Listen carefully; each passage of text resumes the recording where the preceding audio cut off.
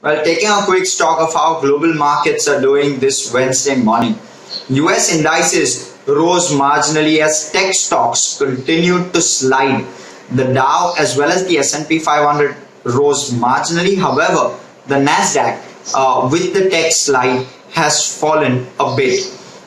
Investors also await economic data going forward, including their weekly unemployment claims in the US and GDP update, and of course the FOMC minutes which are set to be released this week.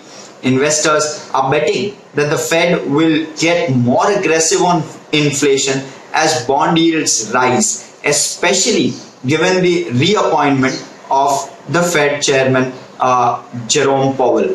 The Dow and the S&P of course gained on Tuesday. The Dow was up around over 0.5% in trade, and the S&P 500 up almost 1/5% in trade. But the Nasdaq, along with all the tech stocks, slid around 0.5% lower, pressured by the higher or increasing rates in terms of bond yields.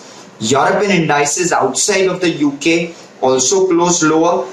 Eurozone business activity jumped unexpectedly for the month of November. However, given the COVID surge, December outlook has turned sour, if I may call it. So the stock 600 index closed around 1/3% lower, with tech stocks of course leading the slide there as well. 3.1% lower for the tech basket there. And the DAX was down over a percent. The FTSE though rose around 15 basis points, and the CAC 40 was also down almost 1% in trade on Tuesday. Asia Pacific indices closed mixed yesterday, and they opened mixed in early trade today as well. However, as trade has progressed, they've slowly slipped gradually into the red. The Nikkei is down over 1% in trade as we speak. The Shanghai is down almost 1/5%. The Hang Seng down just over 1/10%. The ASX 200 also down marginally, just below 1/10%, and the Kospi is down 0.4%. So all of them looking in the red at the moment. The SGX Nifty though has held up well. It's up around 0.4% in early trade today. When you look at oil has been in focus this week as the US has tried to garner support from the world over, especially the larger consumers from the likes of Japan, China, India. All of these are now coming out in support to try and release some of their reserves, oil reserves, which they have, strategic oil reserves.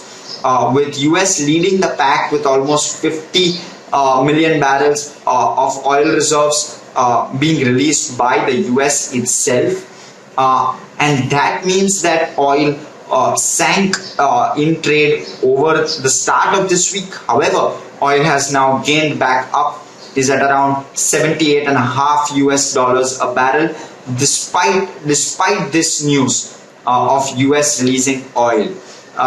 This is the first time a coordinated release of reserves led by the US has happened globally, with of course Japan, India, China all following suit, and even Korea expected to follow suit there.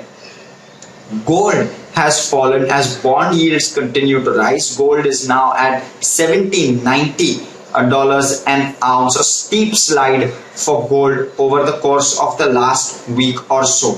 The dollar index though continues to hover around the 96.5 mark.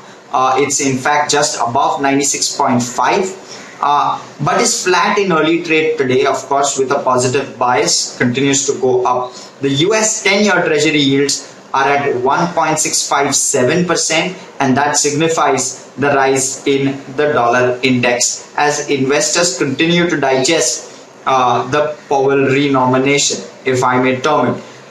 Bitcoin has recovered slightly and is above the US dollar 57,000 mark. That's a roundup from our side on this Wednesday morning.